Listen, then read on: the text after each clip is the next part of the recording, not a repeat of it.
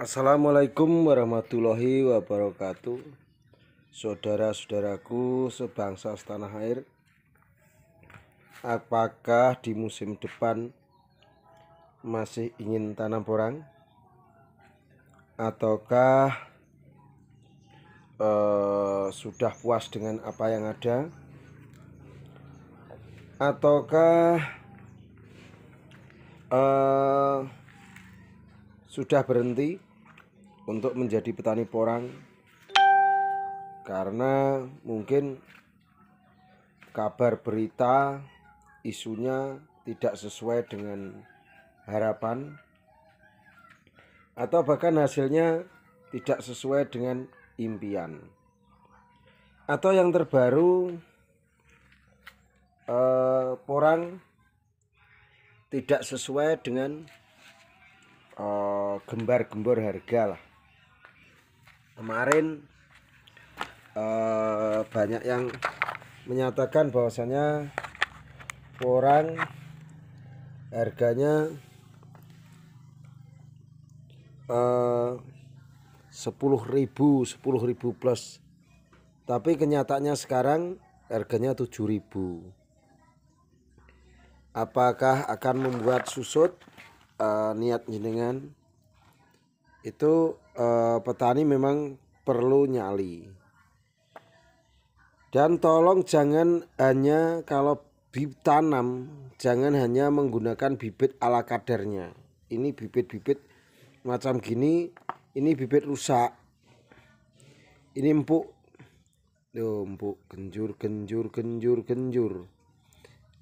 Ini dalamnya busuk. Atau pakai umbi yang seukuran katak seperti ini. Ini umbi seukuran katak ini tidak berkualitas, atau lebih kecil dari katak nih. Ini yang mana yang umbi dan mana yang katak malah besar katak. Ini umbinya. Ini tidak berkualitas.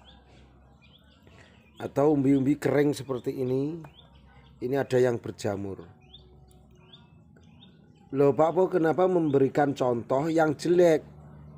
Lah, kalau jenengan tidak mengenali yang tidak berkualitas, jenengan malah bakalan tertipu, ngono lho.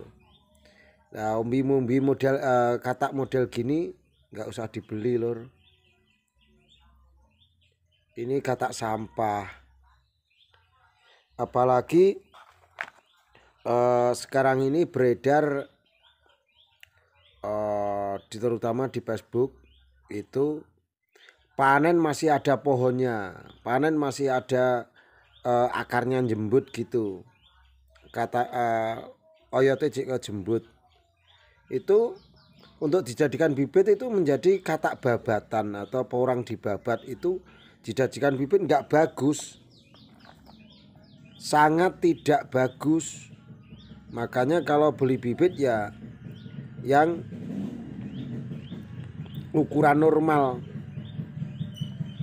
Bahkan untuk mencapai contoh bibit yang jelek ini sangat jarang kalau tidak di penyedia bibit yang memang disortir gitu loh.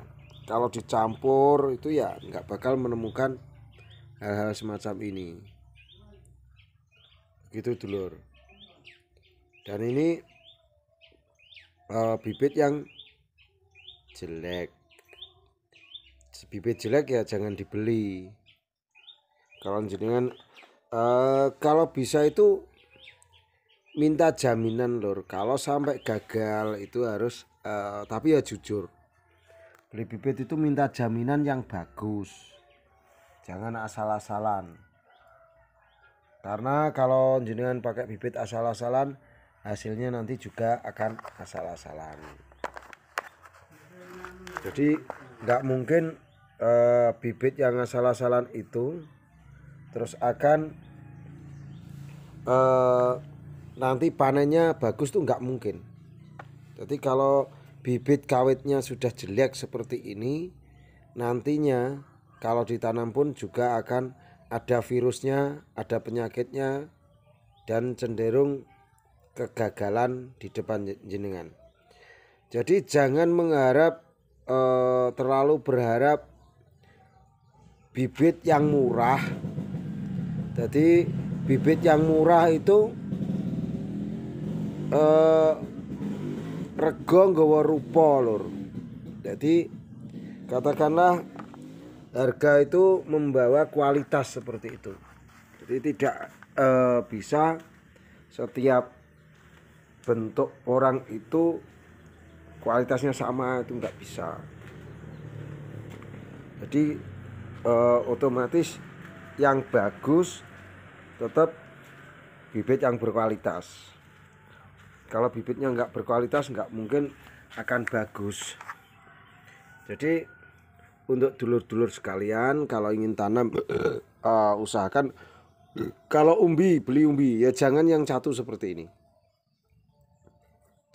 Jangan yang didajikan bibit itu umbi luka seperti ini. Ini umbi luka. Dan ataupun umbi yang busuk. Ada ya. Nah, umbi yang busuk seperti ini. Ini kalau dijadikan bibit ya juga tidak bagus. Ataupun umbi yang cacar. Ini cacar lur. Umbi cacar dijadikan bibit juga tidak bagus. Dan jelang lebaran ini sedulur sebangsa setanah air, kali ini krisis kesehatan. Saya pun juga ikut sedih karena saya dulu dari kecil itu merantau. Kapan hari raya itu ingin ketemu keluarga seperti itu. Dan kalau alangkah senangnya kalau merantau itu bisa pulang kampung atau mudik seperti itu. Kalau saya sih setuju diperbolehkan mudik, walaupun itu kebijakan pemerintah nggak seperti itu.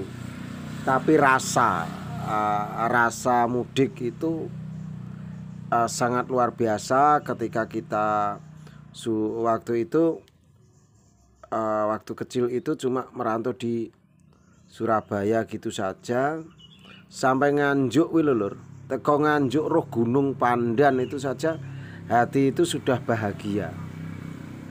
Jadi belum sampai rumah cuma lihat gunungnya dari kejauhan dari kota Nganjuk itu saja sudah bahagia. Apalagi kalau sampai sudah masuk gapura kampung halaman kita, walaupun kampung halaman kita itu ada di pedesaan atau di hutan lah gitu. Itu sudah masuk itu rasa itu sudah senang. Apalagi masuk kampung ketemu 1-2 orang yang kita kenal atau tetangga kita itu malah terus rasa setelah di kampung itu ditanya, "Nemu teko kapan?" Itu rasa seperti itu ada kebanggaan tersendiri. Jadi nemu teko kapan, kamu datang kapan kan gitu. Terus dijawab untuk orang bengi. Terus setelah pulang gitu biasanya kan sudah maleman itu malam 21 ke atas itu loh, maleman. Setelah maleman itu biasanya terus ikut terawih gitu. Terus itu banyak teman-teman yang memang juga mereka merantau. Nah, mereka juga merantau. Itu kita ketemu gitu biasanya ya ada rasa gitu. Saya pikir mudik itu seni kehidupan lor, dan kalau dilarang mudik itu bagi saya ya saya kurang setuju kalau saya pribadi. Tetapi apa boleh buat, namanya juga kita cuma masyarakat, itu kan pendapat pribadi saya. Jadi pada pendapat pribadi saya tidak mewakili PPCI, itu saya pribadi. Saya sebenarnya kalau bisa setahun sekali mbok ya dibolehkan mudik gitu loh. Kalau pagebluk itu kan dari dulu ada, tetapi tetap mematuhi protokol kesehatan prokesnya itu. Dan saya berhenti tidak merantau itu selama menggeluti menjadi petani porang. Jadi Itulah salah satu mungkin jeritan saya merasakan sendiri kalau nggak boleh mudik itu seperti apa. Bukan saya memprovokasi, tapi saya memprovokasi jenengan, ayo nanam porang saja. Ayo nanam porang se-Indonesia, gunakan bibit yang berkualitas agar kedepannya kehidupan kita semakin bagus, dan juga kedepannya ekonomi kita bisa berdaya. Kalau bibit sebesar ini sekilo isi 3, isi 2 lur. Segini ini per hari ini 17.000 untuk kategori bibit. Masih sangat terjangkau, dan saya sangat tidak setuju dengan kultur jaringan, karena saya sudah nyoba kultur jaringan organ itu hasilnya cuma gitu-gitu saja. Kalau ingin membantu ke masyarakat ya bibit yang berkualitas, juga jangan bibit yang seperti ini. Biasanya proyek-proyek ini ngewai bibit itu asal-asalan lur. Contohnya itu apa kayak jenenge? Winih jagung. Saya juga petani jagung lur. Bibit jagung itu dapat bantuannya asal gambar jagung. Ditanam ora tukul, karena sudah jelang kedaluarsa biasanya gitu.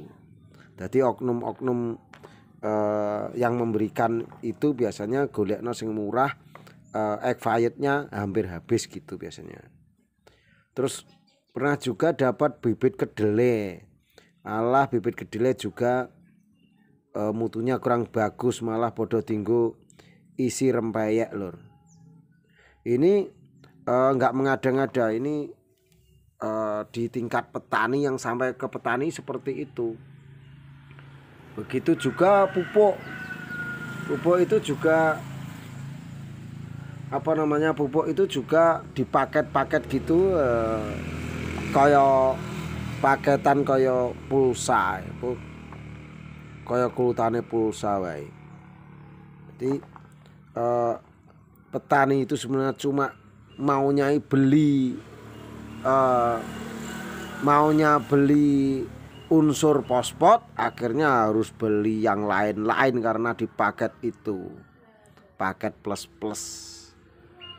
Itu salah satu jeritan petani. Dan jelang lebaran seperti ini, gunakan bibit jangan yang seperti ini bibit asal-asalan. Untuk dulur-dulur tetap semangat mawon, dan untuk dulur yang nggak bisa mudik, saya berharap bersabar dan doakan semoga demit corona yang podo minggat. Semangat. Petani itu bebas, petani itu cerdas. Wassalamualaikum warahmatullahi wabarakatuh. Suwun.